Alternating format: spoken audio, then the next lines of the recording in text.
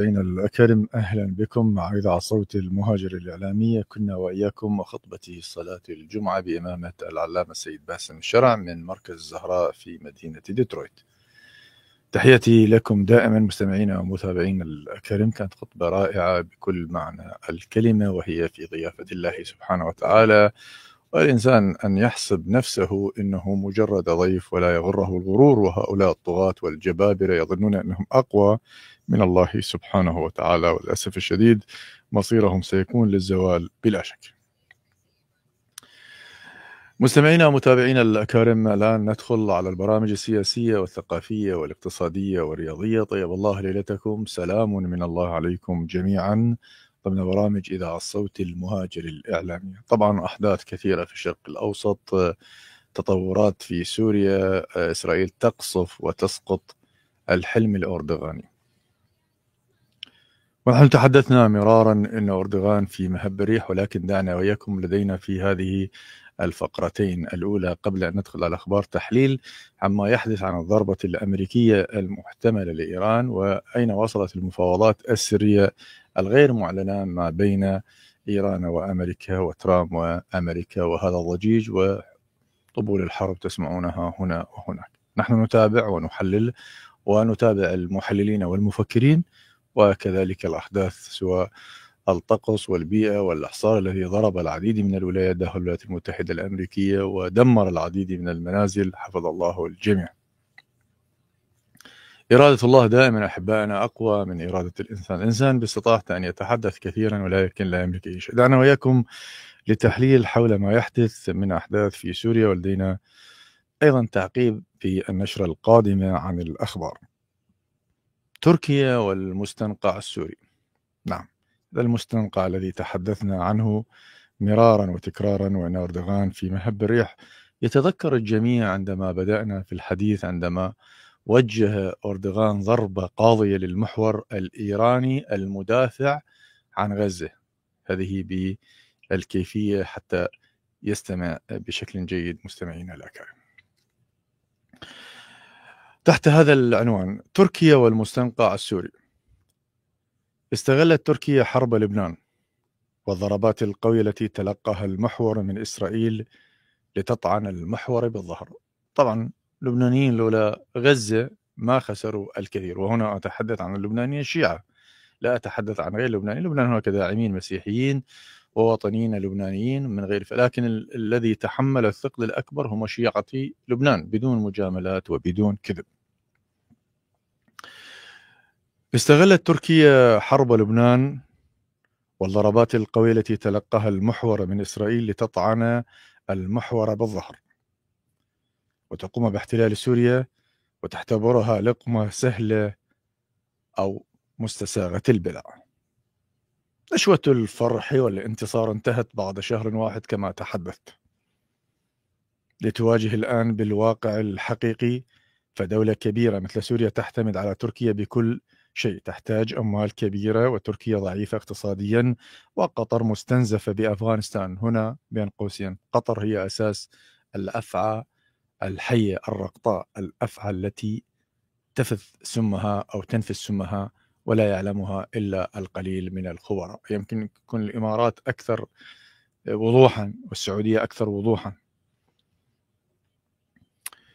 وتركيا ضعيفة اقتصاديا، وقطر مستنزفة بأفغانستان ماليا، ولا يمكنها المجازفة ودعم دمشق بدون موافقة واشنطن وسوريا. لا يمكن لبنان للإصبع أن يتحرك بدون الضوء الأخضر من السيد الأكبر أمريكا وإسرائيل.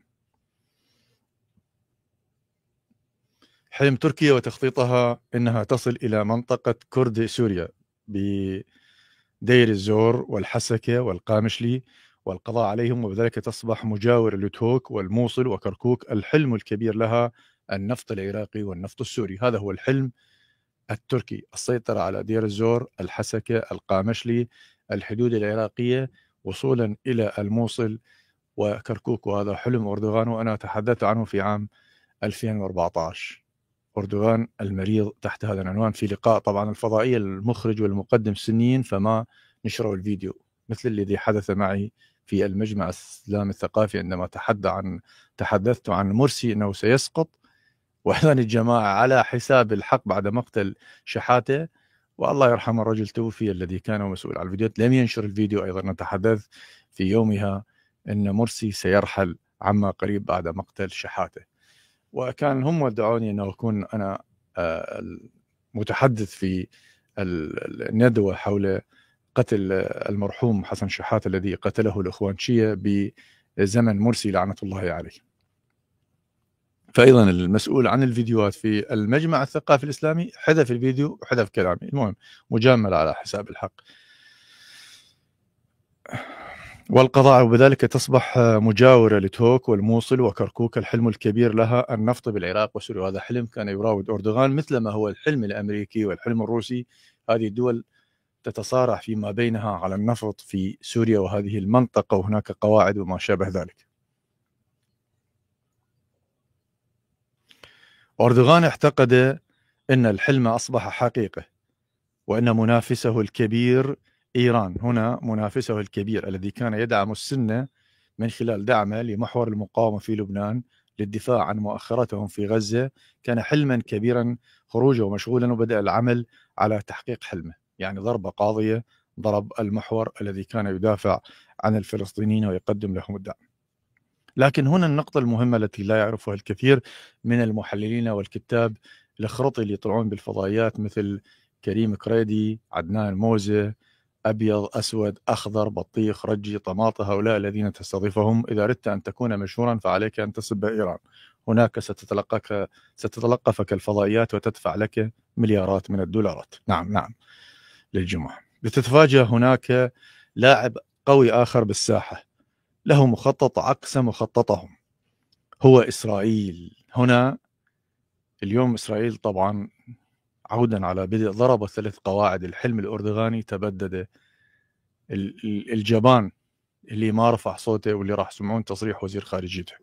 هؤلاء الجبناء لا يستطيعون إلا أن يقتلوا العلويين أو يفخخوا أو ينتحروا بالشيعة بدون مجاملات، بدون خطوط حمر. العدة جرأة يتصل بي على الإذاعة.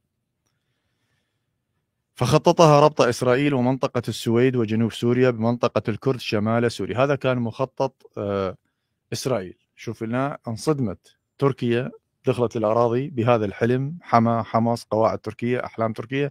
الآن القوات الإسرائيلية ضربت كل القواعد التي بناها أردوغان دون أن يحرك شفاه. نعم. وحتى القنوات الإخوانشية، الجزيرة، العربي، هذه القنوات التي ننقل منها كلها إخوانشية. وبحث توصل، وبعد ذلك توصل إلى كردستان العراق أيضا بسهولة، وبحيث تصل إلى كردستان العراق بسهولة، يعني طريق سالك الآن للإسرائيل.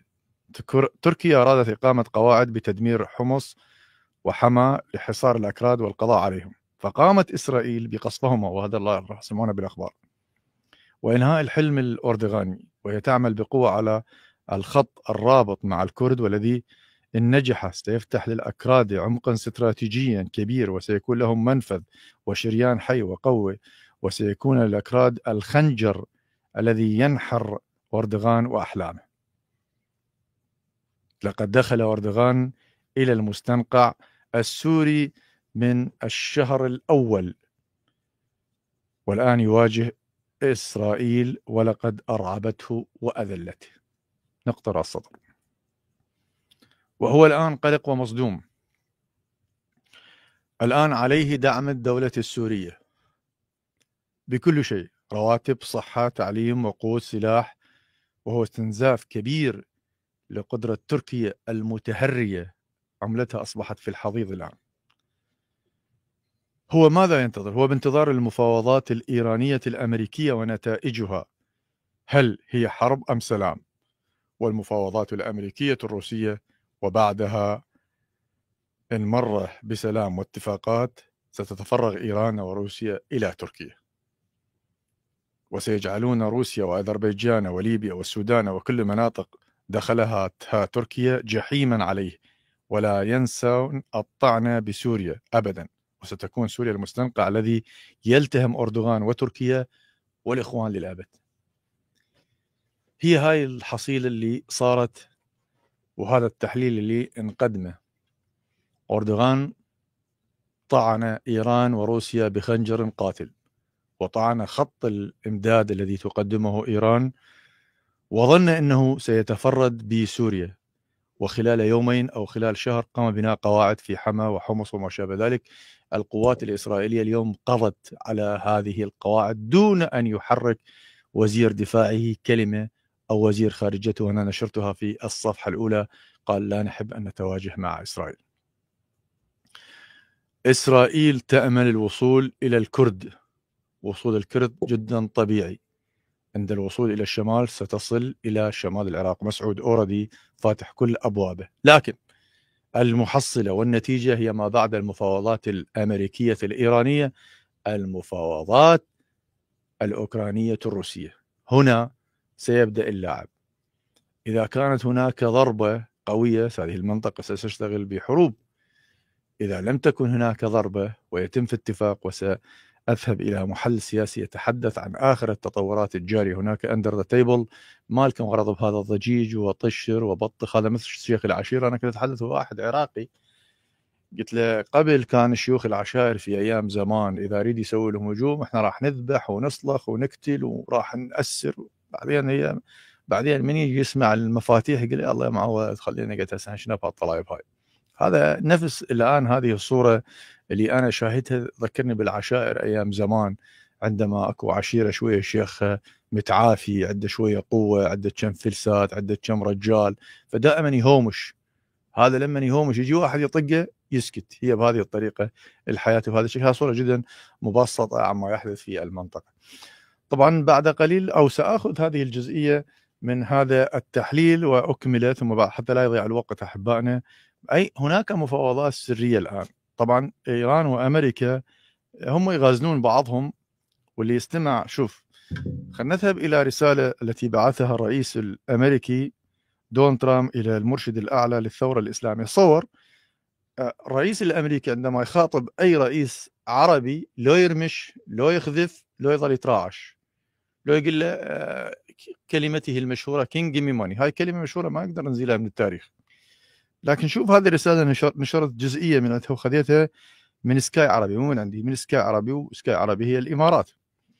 وراح نتطرق على شوف جانب آية الله خامنئي. بس خليك عين استماعك حبيبي أنت، بس عين استماعك.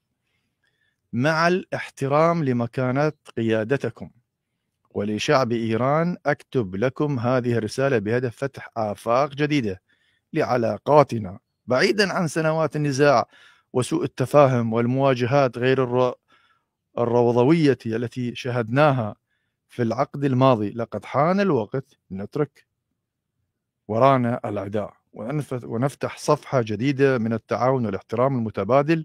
اليوم أيضا هناك فرصة تاريخية أمامنا. شوف الرئيس الأمريكي وأي رئيس أمريكا مو رئيس دونالد ترامب، أي رئيس يعني ياخذ عندهم الجزية عندما يخاطبهم يقول لك جيمي ماني. ما يعتبرهم أنه بنك مصرفي أبد، يعتبرهم بنك مصرفي. أرجي 600 يعطونا تريليون، واحد يجي برجلي يعطاه تريليون و400. هذا الفرق الكبير، هذا الفرق يجعلك بالعزة أن تنتمي لعلي بن أبي طالب عليه السلام. هذا الفرق الكبير، هذا الفرق ما حد يحسبه، هذا ما حد يقدر ياخذه منا ويرده منا. بهذه الرسالة الآن سأذهب إلى جانب هناك مفاوضات سرية لم